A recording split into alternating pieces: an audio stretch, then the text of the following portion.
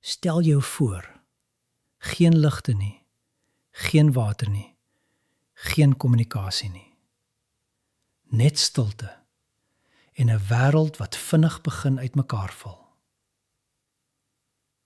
Goeiedag en baie welkom.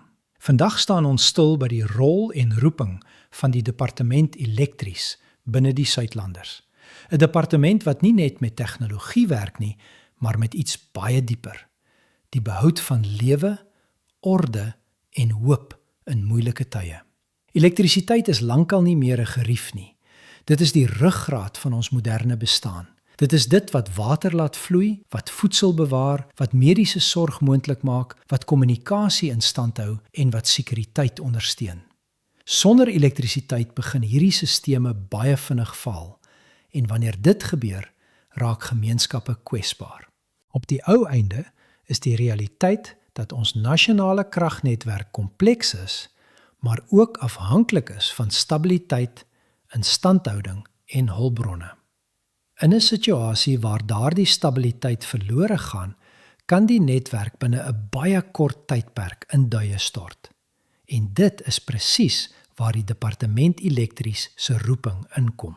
Ons doel is eerstens om te verstaan, om kennis bymekaar te bring en om vooruit te beplan. Ons het reeds strategiese kragpunte identifiseer in samewerking met ander departemente sodat noodsaaklike infrastruktuur nie verlore gaan nie.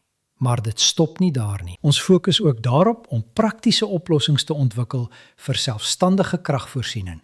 Nie op groot skaal alleen nie, maar veral op kleiner plaaslike vlakke. Huishoudings, groepe en gemeenskappe wat in staat is om hul eie krag op te wek, selfs al is dit net 'n paar kilowatt, kan die verskil wees tussen oorlewing en ineenstorting. Ons bring saam mense met ondervinding uit verskeie velde, van die nasionale kragvoorsiener en munisipale netwerke tot sonkraginstallasies en tegniese spesialisasie. Hierdie kennis word gebruik om planne te bou wat werklik uitvoerbaar is. Nie net vir eendag nie, maar reeds nou. Want voorbereiding begin nie wanneer krisisse uitbreek nie. Dit begin lank voor die tyd, in die besluite wat ons vandag neem. Die Departement Elektries staan daarom nie net vir tegniese oplossings nie, maar vir verantwoordelikheid, vir vooruitdink en vir die bewaring van dit wat noodsaaklik is. En uiteindelik vir die vermoë om weer op te bou. Want selfs in die moeilikste omstandighede bly daar altyd 'n pad vorentoe, vir die wat voorberei is en bereid is om saam te werk.